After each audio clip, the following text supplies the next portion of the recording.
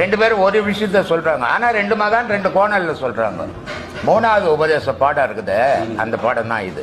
அவர் திருமூலர் சொல்லுவார், மூல துவாரத்தை முட்கரமிட்டிரு, மேல துவாரத்தில் மேல் மனம் வைத்திரு, வேல் ஒத்த கண்ணை வெளியில் விழித்திரு, காலத்தை வெல்லும் கருத்தானே. அந்த பாடம் பண்ணும்போது கண் மூடிட கூடாது.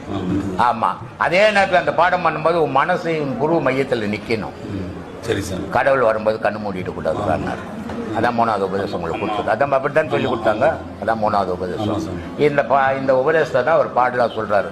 மூலத்துவாரத்தை முட்கரமிட்டு, மூலத்துவாரம்னா ஆசன வாயை தூக்கி புற்றிடுறா, மேல துவாரத்தில் மேல் மனம் வைத்திரு, வேல் ஒத்த கண்ணை வெளியில் விழித்திரு, காலத்தை வெல்லும் கருத்தான். என்ன அவர் அந்த பாட்டு அவர் சொன்னார், உண்ணும் போதும் உறங்கும் போதும் உயிரெழுத்தை உயரே வாக்கு, பெண்ணின்பால் இந்திரியம் விடும்போது அவத்தில் இன்னும் கையிலை மருந்து அதுவே ஆகும், மண்ணுழி காலம் மட்டும் வாழலாம் பாரு, மறையலை கையில் அகப்பட மாட்டான். மறையலைனா யமன், யமங்கிட்ட மாட்டிக்க மாட்டேன். இந்த பாடத்தை கரெக்டா பண்ணி